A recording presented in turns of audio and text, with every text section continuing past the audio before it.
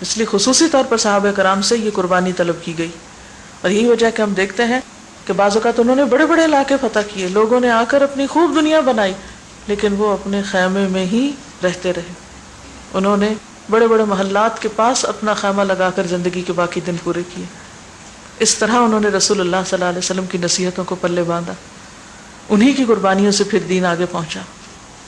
یہ مولانا وحید الدین ایک واقعہ لکھتے ہیں، یہ آپ کے سامنے رکھنا چاہوں گی. لکھتے ہیں کہ ایک مرتبہ میں ایک قصبے میں گیا، وہاں ایک مسجد میں چند بار نماز پڑھی.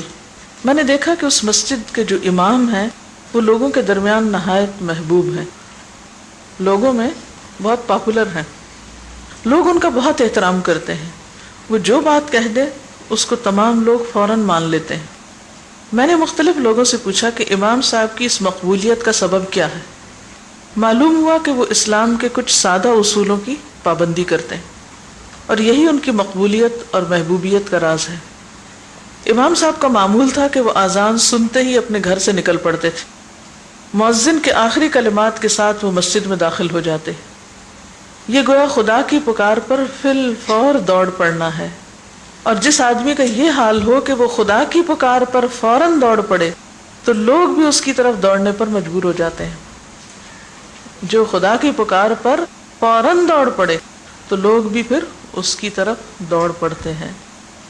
اسی طرح امام صاحب کی عادت تھی کہ وہ ہمیشہ سلام میں پہل کرتے تھے. بہت ہی کم ایسا ہوتا تھا کہ کوئی شخص سلام کرنے میں ان پہ سبقت لے جائے، ان سے آگے بڑھے. جو شخص اس طرح لوگوں کو سلام کرنے لگے وہ گویا لوگوں کے حق میں اپنے جذبہ محبت کا اظہار کرتا ہے، اور جس آدمی کے دل میں دوسروں کے لیے محبت ہو دوسرے لوگ بھی اس سے محبت کرنے پر مجبور ہو جاتے ہیں. امام صاحب کی ایک اور صفت یہ تھی کہ وہ کبھی کسی سے سوال نہیں کرتے تھے. وہ اپنی آمدنی کے بقدر نہایت سادگی اور قناعت کی زندگی گزارتے تھے. یہ طریقہ بھی اپنے اندر بے پناہ کشش رکھتا ہے. دوسروں سے سوال کرنے والا دوسروں سے چھوٹا بن جاتا ہے، اور جو شخص دوسروں سے سوال نہ کرے وہ دوسروں کو اپنے سے بڑا دکھائی دینے لگتا ہے. امام صاحب کی ایک عادت یہ تھی کہ وہ صرف بقدر ضرورت کلام کرتے تھے، یعنی بات ضرورت کی بس کرتے تھے. وہ دوسروں کی بات زیادہ سنتے، خود کم بولتے تھے. جو کچھ بولتے سوچ سمجھ کے بولتے. یہ بھی ایک نفسیاتی حقیقت ہے کہ کم بولنا آدمی کو باوزن بنا دیتا ہے. کم بولنا انسان کو باوزن بنا دیتا ہے، اور زیادہ بولنا انسان کو ہلکا کر دیتا ہے. یعنی بہت باتونی ہونا کوئی اچھی صفت نہیں. یہ اصول سب کے سب نہایت سادہ اصول ہیں، بظاہر بہت معمولی ہیں، مگر جس انسان کے اندر پیدا ہو جائیں اس کو وہ غیر معمولی انسان بنا دیتے ہیں. تو اس سے ایک اور پہلو سامنے آتا ہے کہ سادگی کا تعلق صرف کھانے کپڑے سے ہی نہیں بلکہ عادات سے بھی ہے.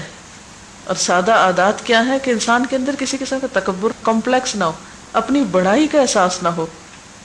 حالانکہ وہ امام تھے مسجد کے، لیکن ان کے سارے کام کیا ظاہر کرتے ہیں کہ جیسے میں تم سے بڑا نہیں ہوں. سلام کرنے میں پہل، دوسروں کو بولنے کا موقع دینا، سادہ زندگی گزارنا، رہن سہن میں بھی سادہ ہونا، اور سب سے بڑی بات یہ کہ اللہ کی پکار پر دوڑ پڑنا. اور یہ بہت بڑا راز ہے. جو خود اللہ کی پکار پہ دوڑتا نہیں ہے پھر وہ دوسروں کو کیسے کہہ سکتا کہ تم اللہ کی طرف دوڑو، اور اس کی بات میں وزن کتنا ہوگا. تو ہم اگر واقعی چاہتے ہیں کہ لوگوں کی اصلاح ہو تو سب سے پہلے کس چیز کی ضرورت ہے؟ اپنی اصلاح کی ضرورت ہے ہمیں. اسی طرح ایک اور حدیث ہے، عن ابیہ مالک بن نضلة قال كنت جالسا عند رسول الله صلی اللہ علیہ وسلم یعنی فرآنی رث الثياب فقال ألك مال؟ قلت نعم یا رسول اللہ من كل المال. قال فإذا آتاك الله مالا فليرى أثره عليك رواہ النسائی. سیدنا مالک بن نضلہ رضی اللہ تعالی عنہ سے روایت ہے، میں رسول اللہ صلی اللہ علیہ وسلم کے پاس بیٹھا تھا اور آپ صلی اللہ علیہ وسلم نے میرے پھٹے ہوئے کپڑے دیکھے تو فرمایا کیا تیرے پاس مال ہے؟ میں نے کہا اے اللہ کے رسول صلی اللہ علیہ وسلم ہر قسم کا مال موجود ہے. آپ صلی اللہ علیہ وسلم نے فرمایا جب اللہ نے تجھ کو مال دیا ہے تو اس کا اثر تیرے اوپر نظر آنا چاہیے. اسے نسائی نے روایت کیا ہے. یہی حدیث مشکات کی روایت میں مزید وضاحت کے ساتھ آتی ہے. حضرت ابو الاحوص کے والد اپنا ایک واقعہ بیان کرتے ہیں. تو اس روایت میں آتا ہے کہ ایک بار میں نبی صلی اللہ علیہ وسلم کی خدمت میں حاضر ہوا. اس وقت میرے جسم پر نہایت ہی گھٹیا اور معمولی کپڑے تھے. آپ نے پوچھا کیا تمہارے پاس مال و دولت ہے؟ میں نے کہا جی ہاں. دریافت فرمایا کس طرح کا مال ہے؟ میں نے کہا خدا نے مجھے ہر طرح کا مال دے رکھا ہے. اونٹ بھی ہیں، گائیں بھی ہیں، بکریاں بھی ہیں، گھوڑے بھی ہیں، غلام بھی ہیں. آپ نے فرمایا کہ جب خدا نے تمہیں مال و دولت سے نواز رکھا ہے تو اس کے فضل اور احسان کا اثر تمہارے جسم پر ظاہر ہونا چاہیے. اثر کا لفظی معنی کیا ہوتا ہے؟ نشان، علامت. تو اس سے کیا پتہ چلتا ہے؟ جیسا کہ قرآن پاک کی ایک آیت میں بھی آتا ہے وَأَمَّا بِنِعْمَةِ رَبِّكَ فَحَدِّثْ. جہاں تک تمہارے رب کی نعمت کا تعلق ہے فحدث، تو اس کو بیان کرو. تحدیث نعمت شکر نعمت میں آتا ہے. اور تحدیث نعمت کیا ہے؟ نعمت کا ذکر کرنا. اور ذکر کرنا صرف زبان سے نہیں، انسان کے جسم پر اور انسان کے رہن سہن میں اس نعمت کا اثر نظر آنا چاہیے. سادگی سے مراد گھٹیا لباس پہننا نہیں، میلا کچیلا پہننا نہیں، بدحالی کا ظاہر کرنا نہیں، بلکہ اس کے برعکس صاف ستھرا اور آرام دہ لباس پہننا بھی ہے. سورۃ الاعراف میں اللہ تعالیٰ خاص طور پر نماز کے وقت، عبادت کے وقت زینت اختیار کرنے کا حکم دیتے ہیں. خذوا زینتکم عند کل مسجد. ہر مسجد کے پاس یعنی ہر نماز کے وقت، عبادت کے وقت کیا کرو؟ اپنی زینت اختیار کرو. اور زینت سے مراد یہاں صاف ستھرا اچھا لباس ہے.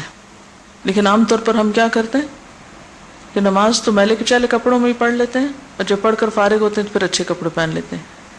تو عند کل مسجد سے مراد یہ بھی ہے کہ جو اجتماعی عبادات ہوتی ہیں، جیسے خاص طور پر جمعے کے دن صاف ستھرا لباس پہننا اور غسل کرنا، خوشبو لگانا اور ایک اہتمام کرنا اس لیے بھی ضروری ہے کہ اس دن مسلمان اکٹھے ہو کر نماز جمعہ پڑھتے ہیں. تو جن عبادات میں، جن کاموں میں لوگ اکٹھے ہوں وہاں صفائی ستھرائی کا اہتمام اور بھی ضروری ہے. اکٹھے ہو کر لباس کی نمائش تو مقصود نہیں، لیکن ایسا انداز ضرور کہ جو اپنے لیے بھی اور دوسروں کے لیے بھی ایک خوشکن منظر پیش کرتا ہو، نہ کہ انسان مصنوعی طور پر غریب، فقیر یا بدحال نظر آئے، جس سے اپنے اندر بھی ایک مصنوعی قسم کی عاجزی لائی جائے اور دوسروں کی نظر میں بھی ایک ایسا امپریشن دیا جائے کہ جو اسلام میں مطلوب نہیں. انسان کو وہی نظر آنا چاہیے جو وہ ہے. یعنی اگر مالدار ہے تو مالدار نظر آنا چاہیے، اور اگر وہ مالدار نہیں تو جھوٹا امیر بھی نظر نہیں آنا چاہیے. یعنی دکھاوے کا لباس اور شہرت کا لباس جو ہے وہ بھی ناپسندیدہ ہے. پھر اسی طرح ہم دیکھتے ہیں قرآن پاک میں اللہ تعالیٰ فرماتے ہیں کلوا واشربوا ولا تسرفوا. کھاؤ پیو لیکن اسراف نہ کرو. اسی طرح حدیث میں آتا ہے لا ينظر اللہ الی من جر ثوبہ خیلا.